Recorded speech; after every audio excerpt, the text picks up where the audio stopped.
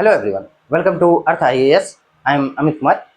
Friends, in this lecture we are going to discuss previous year question paper of Polity section of 2015 and 2016.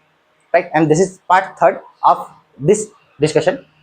Previously we have discussed 2013 and 2014's previous year question paper of Polity section.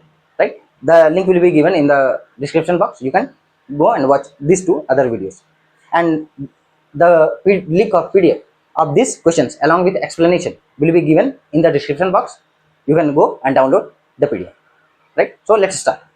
So to save your time, I am not discussing the trend analysis, because in the past two videos we have already done trend analysis of the polity section and what is the importance of polity already I have told. Right, so let's directly start. Right, first we will start 2015 previous year question paper, a polity section. Only it has 11 questions. Right, listen, in the list it is combinedly total number of questions includes polity and IR, but we are discussing only polity section. That's why I picked only the polity section question, and in 2015 only 11 questions were from polity section. So let's start one by one. First is, it says the fundamental object, right, fundamental object of Panchayati Raj system is to ensure which among the following. Clear? Focus on the term fundamental object. Right? So first option, first statement says people's participation in development. Obviously, it was one of the fundamental object of Panchayati Raj system to enhance people's participation in development. Right? Because people at lowest level, right, grassroots level, they know about their problems. Right? So they should participate in the process of development. Second option says, second statement says political accountability. Listen, though it was one of the objective of Panchayati Raj system, but not the fundamental objective. Right, not fundamental objective. One of the objective, but not fundamental objective.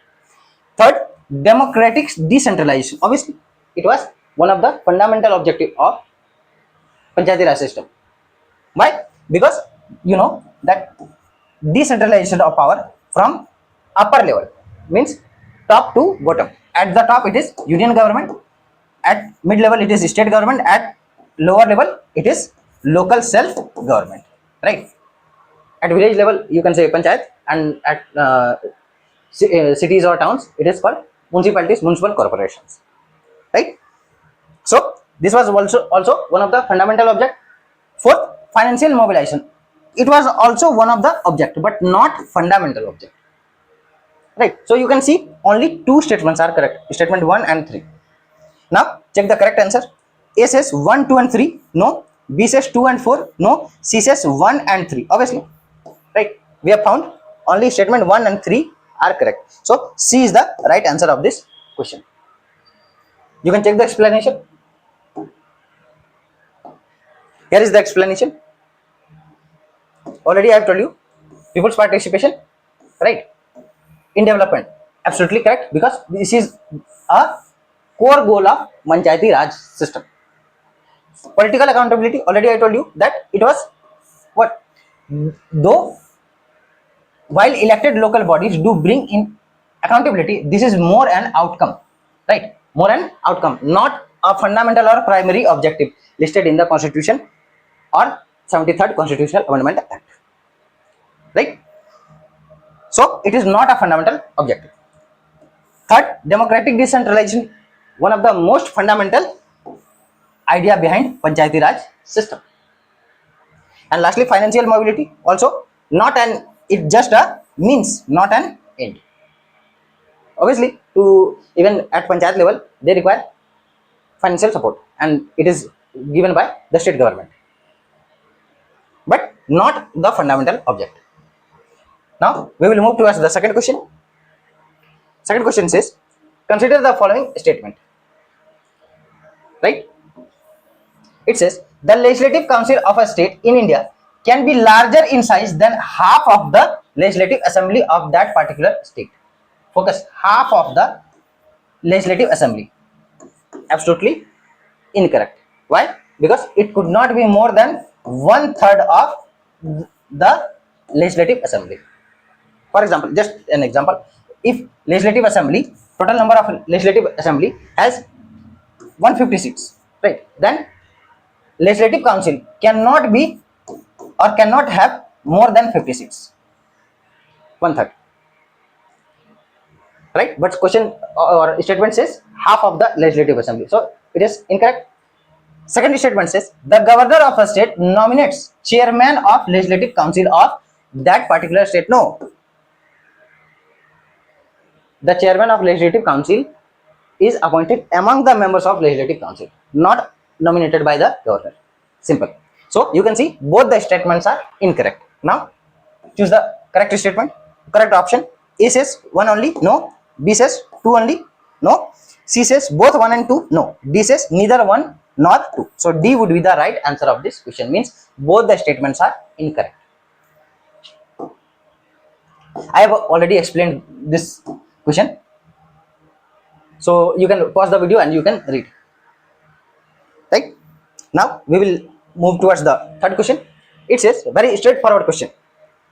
Very straightforward question. If you know, then it will take just second, right? Few seconds. So it says, who or which of the following is custodian of the Constitution of India? Right? Custodian. Custodian means what? Who is the defender or protector of Constitution? If your concepts are clear, you can easily say without seeing the option. It is the judiciary. Judiciary means what? Supreme Court. Right? Without seeing the option. Right? But let's see the option.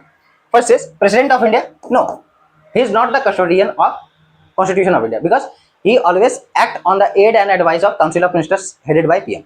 So how could he be the custodian of Constitution? Second, Prime Minister. Never. Third, Lok Sabha Secretariat. Never. Fourth, option D, Supreme Court of India. Obviously. Why it is custodian, or Supreme Court of India is custodian of Constitution of India? Because certain reasons. First, power of judicial review. Judicial review. Right? Comment in the comment box under which article the Supreme Court has power of judicial review. Right? Under which article the Supreme Court has power of judicial review. Again, another thing, right? It can, under judicial review, it can declare any law passed by Parliament unconstitutional as, or if the law violates the constitutional provision or basic structure of Constitution. Right? Again, it has certain what? Writ issuing powers. Right? Under article what? 32. Right? For the enforcement of fundamental rights of citizen. So this is how Supreme Court defends the Constitution. Again, one more thing, very important thing. What? Or you can call it at the top, interpretation of Constitution. Interpretation of Constitution. Supreme Court is the final interpreter of the Constitution. So this is how Supreme Court of India is custodian of Constitution of India. Right? No need to explain further. Here is the explanation. You can pause and you can read. Now, fourth question. It says, when a bill is referred to a joint sitting, right? Simple. Joint sitting of both the houses of Parliament, it has to be passed by. You would be knowing that if there is dispute, right, between both the houses, Lok Sabha, Rajya Sabha, right, then in that case there is a provision of joint sitting. President can call for joint sitting. And remember two things, that in case of money bill or constitutional amendment bills, there is no provision of joint sitting. Now answer my one question, that who presides the joint sitting of both the houses? Who presides? Answer in the comment box. Right? So first, so joint sitting means when a bill is referred to a joint sitting of both the houses of Parliament, it has to be passed by what? First, simple majority of members present and voting. Right? B, 3/4 of majority of members present and voting. C, 2/3 majority of the house. D, absolute majority of the houses. So the correct answer is A. Right? It should be passed by simple majority of members present and voting. Simple majority means what? 50% plus 1. 50% plus 1 of present and voting. That is the simple meaning of simple majority. Right, for example, if 500 members, right, 500 members are present combinedly of both two houses, right, then half plus 1 is equal to 251 is required to pass the bill. Simple. Now explanation is here, you can pause and you can read the points. Already I have told you, right, under article 108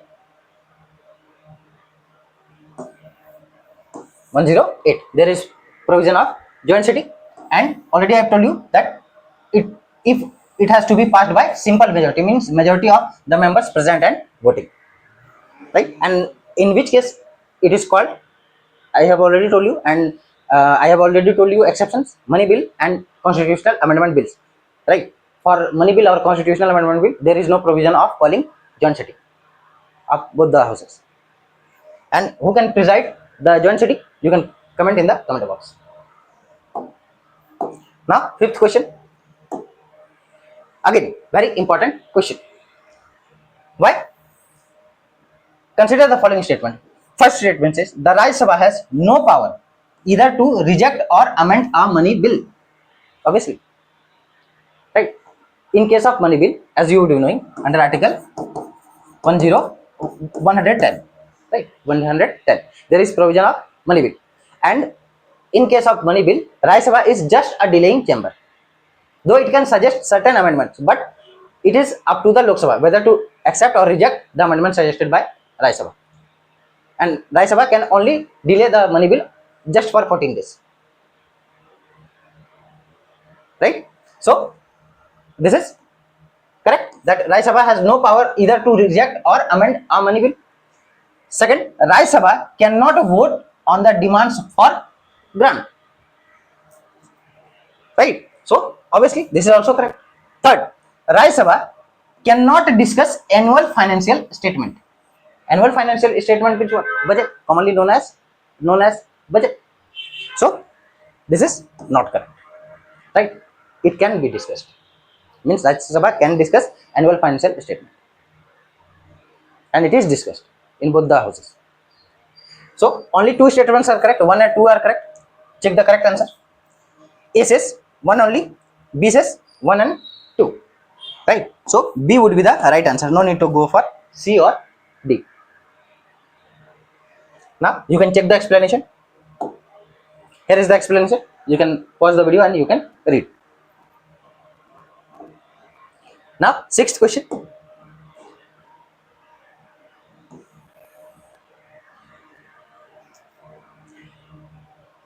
The executive power of Union of India is vested in the Prime Minister. No, absolutely wrong. Vested in the President of India. President of India. Right? Any agreement,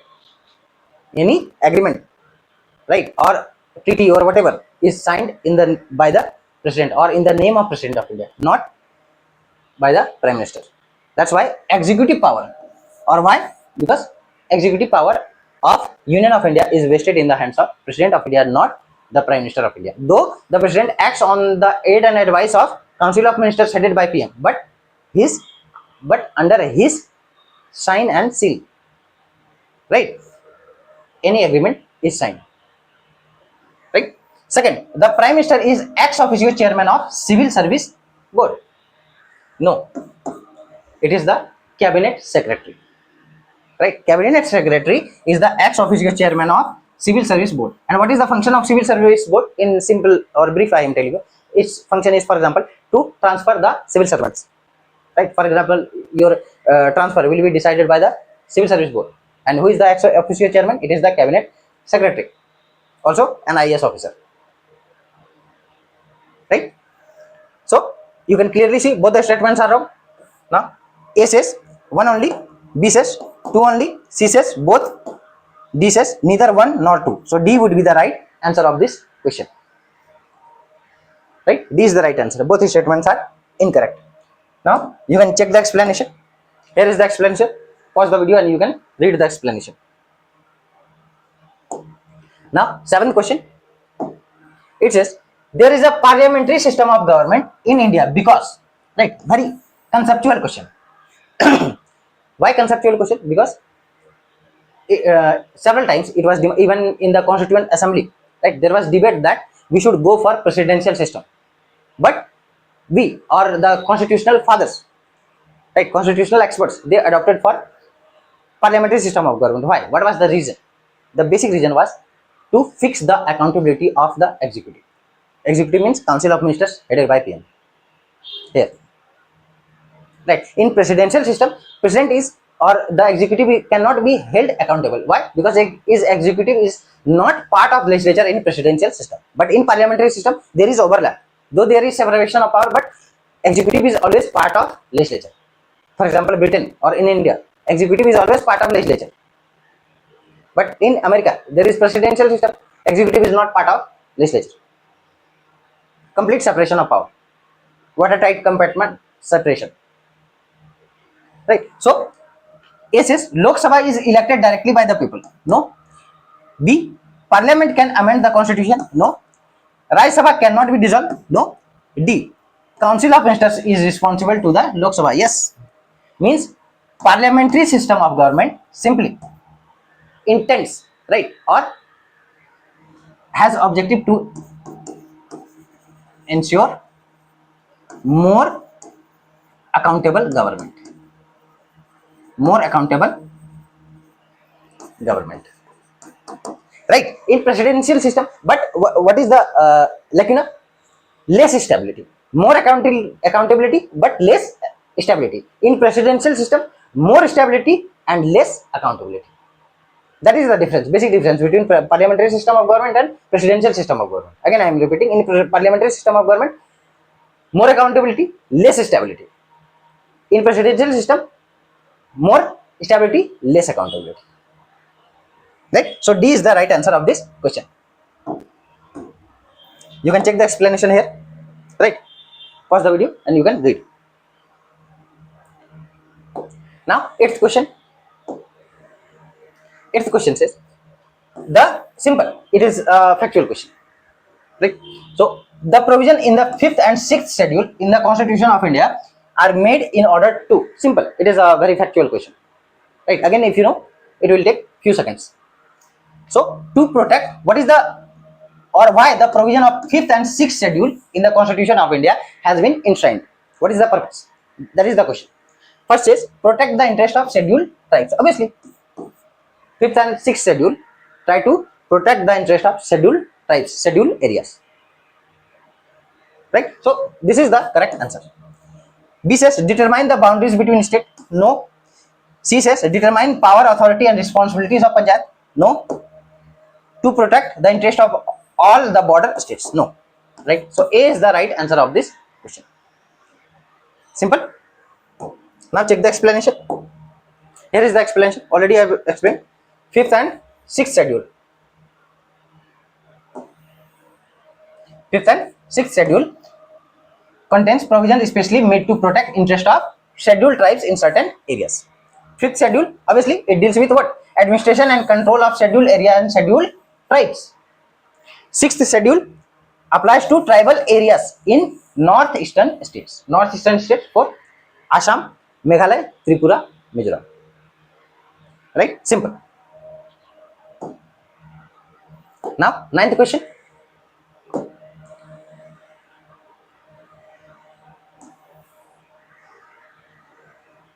Consider the following statements regarding directive principle of state policy. Right? That's why I always tell you that you should focus on certain topics that is repeated every year by UPSC. Every year. Fundamental rights, DPSPs, parliament, executive portion, all these are very important topics. Every year there are questions from these topics. Right? So first says the principles spell out the socio-economic democracy in the country. Obviously, the intention, or what was the intention? To include DPSPs, to establish socio-economic democracy in the country. Right? Second, the provisions contained in these principles are not enforceable by any court. Obviously, it is called what? Non-justiciable. Non-justiciable. Right. Also, you do knowing fundamental duties are also non-justiciable, but fundamental rights are justiciable. Justiciable means what? Any aggrieved person can knock the door of judiciary for their enforcement. Right. In case of fundamental rights, but in case of fundamental duties or directive principle of state policy, they are non-justiciable. Means the person cannot knock the door of judiciary. These are non-enforceable by any court. Right, simple. So this is also correct. Now correct option, A says 1 only, B says 2 only, C says both 1 and 2 obviously. So C would be the right answer of this question. No need to go for D. Right, you can clearly see both the statements are correct. Option C is correct. Here is the explanation. You can pause and you can read. Now 10th question. Again, this is conceptual question.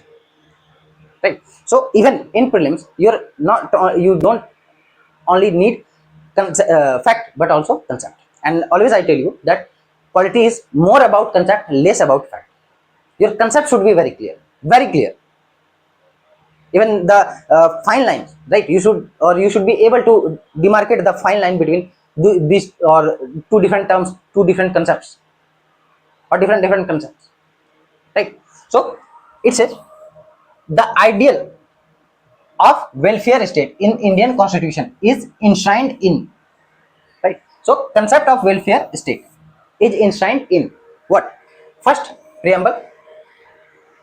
B, directive principle of state policy. C, fundamental rights. D, seventh schedule.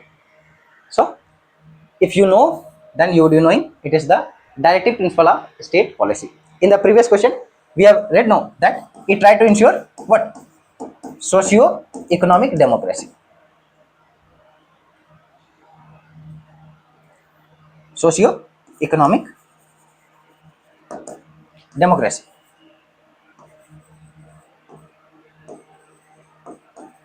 Right, and socio-economic democracy is what? It is one aspect to ensure what, or to establish welfare state.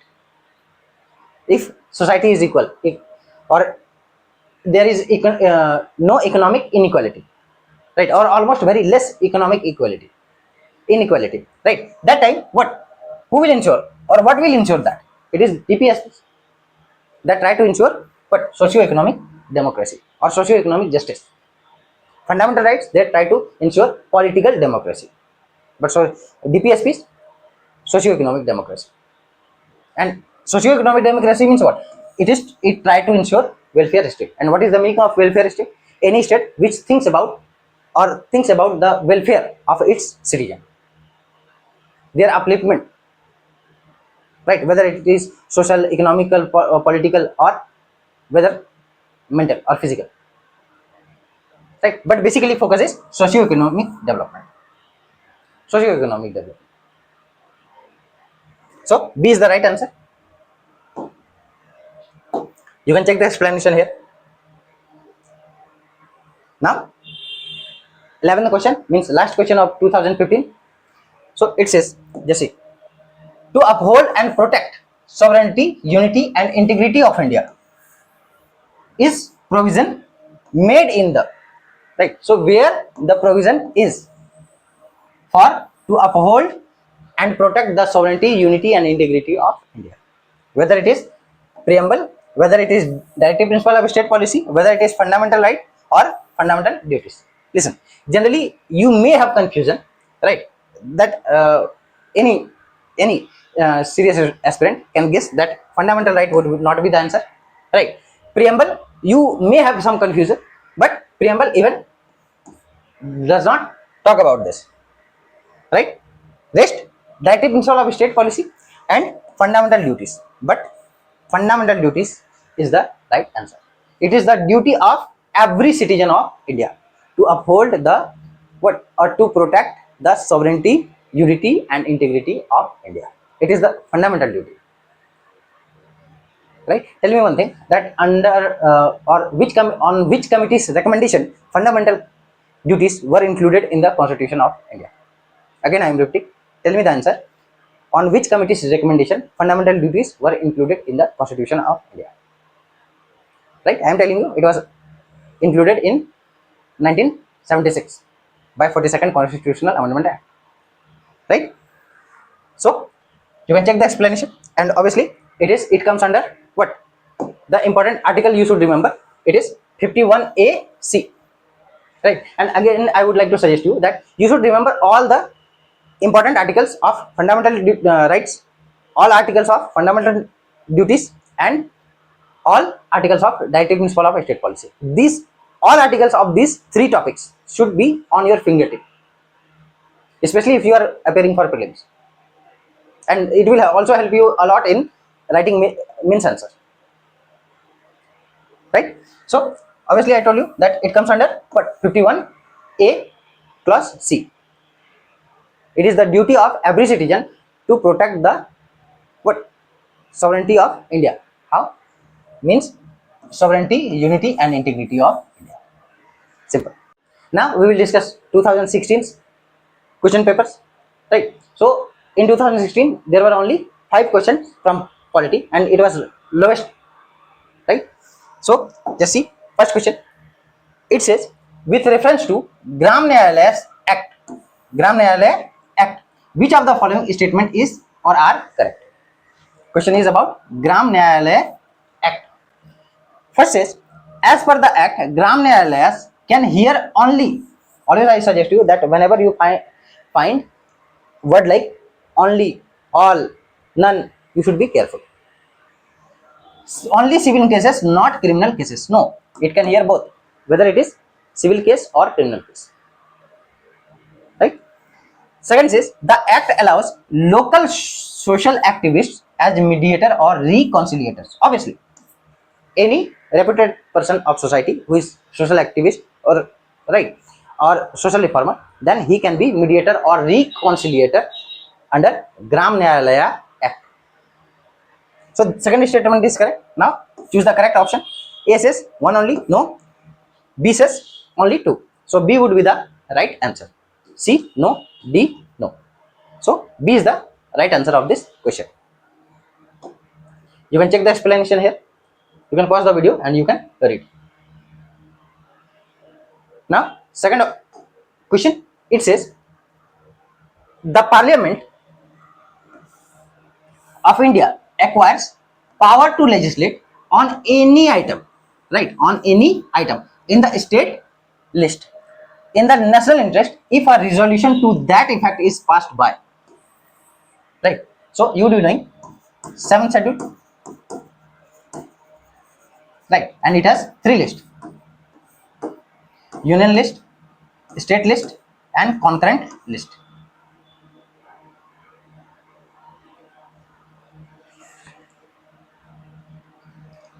State list and concurrent list.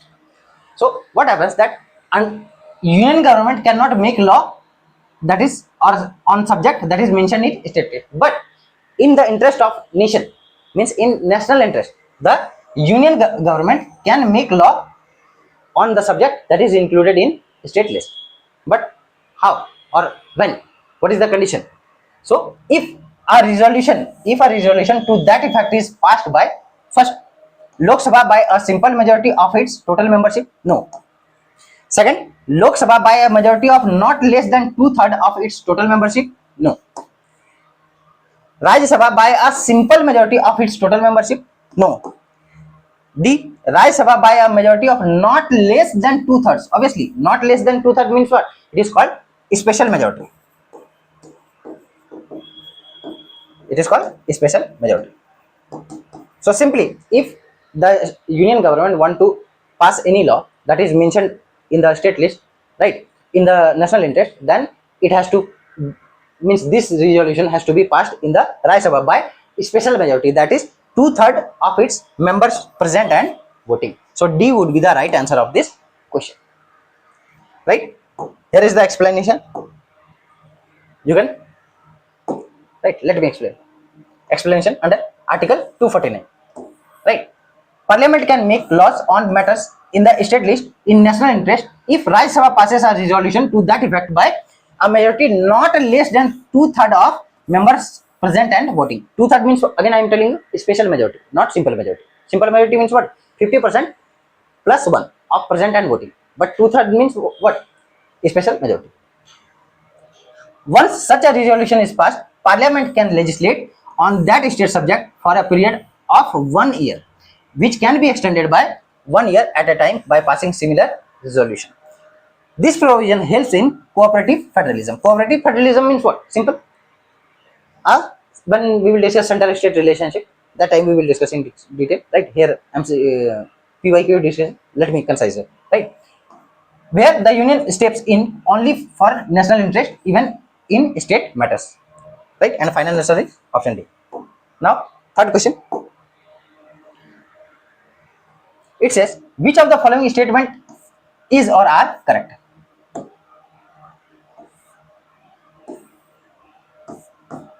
Right. First, a bill pending in the Lok Sabha lapses on its prorogation. Right. Prorogation means what? End of session.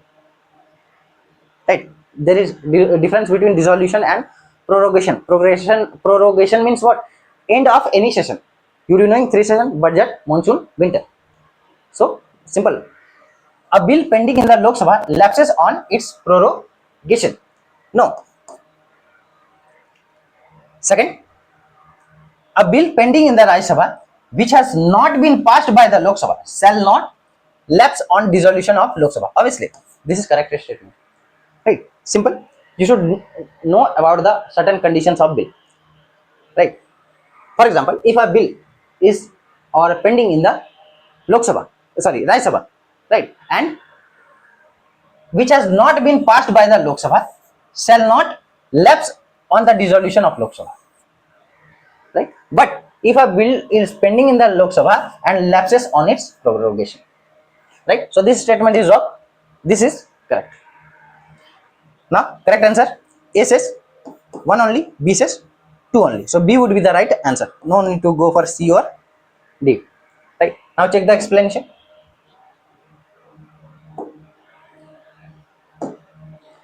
It says statement 1. Right? A bill pending in the Lok Sabha lapses on its prorogation.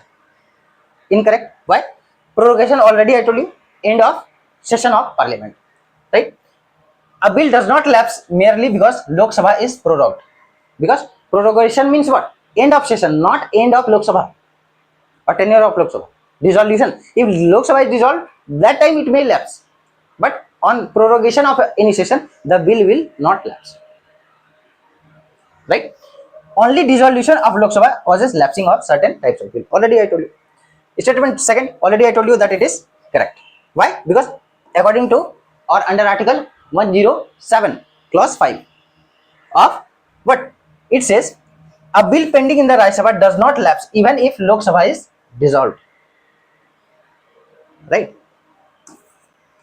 It remains alive and can be reintroduced in the new Lok Sabha. Right? That is here. That's why sometimes importance of Rajya Sabha is continued. Right? So final answer option B is the right answer. Now fourth question. Fourth question says, consider the following statements. The chief secretary in a state, right, after becoming an IS, right, there is you may become chief secretary of that state. You are allotted the cadre, right, after generally after the service of 25 years, generally, right. So the chief secretary in a state is appointed by the governor of a state. No, actually, chief secretary is appointed by whom? The chief minister, not governor. Right? You should be very clear. Especially, you must have read this statement in your governance topic. Right? Second, chief secretary in a state has fixed tenure. Right? So you would be knowing what? No, no fixed tenure. Right? No fixed tenure means a chief secretary can be appointed just for 2 months, 2 year, 1 year, 6 months, whatever. No fixed tenure. Right? So both the statements are incorrect. Option A says 1 only, B says 2 only, C says both, D says neither 1 nor 2. So D would be the right answer of this question. That both these two statements are incorrect. Option D is correct. Right? I have already explained. Right? No need to read again. Right? Last question of 2016. It says, consider the following statements. the minimum age prescribed for any person to be a member of panchayat is 25 years. No, it is 21 years. 21 years, not 25 years. Right? Anyone means any person who is 21 years or above can be member of panchayat, not 25 years. Second, a panchayat reconstituted after premature dissolution. After premature dissolution, for example, it was only 3.5 years, right? The panchayat was dissolved, right? Then remaining period is what? 1.5 year. Then what will happen? Continues only for the remainder period. Obviously, this is called, means if a panchayat has been dissolved before its completion of term, right? For example, I told you that it was dissolved just after 3.5 years, right? Or let's say 4 years, right? Then it will be reconstituted only for the remaining period and not for the complete 5 years term or 6 year, whatever. Right? So this statement is correct. Correct answer. A says 1 only, B says 2 only. B is the right answer of this question. No need to go for C or D. Right? Now you can check the explanation. Here is the explanation. Minimum age already I told you, it is 21 years, not 25 years as per article 243F. And second statement, a panchayat reconstituted after premature dissolution continues only for the remainder period. Correct. Why? Because article 243E clause 3 subclause A. Article 243E clause 3 subclause A. It says that if a panchayat is dissolved before its term ends, the new panchayat constituted after such dissolution shall remain in office only for the remainder of the original term. Right? I gave you the example. For example, it has been dissolved just after 3.5 years. So the remaining period is what? 1.5 years. So after reconstitution of new panchayat, it will remain just for 1.5 years, not for full term. Right? So thank you for watching, and we will meet in another lecture. Till then, keep revising, keep practicing, because every single second is important.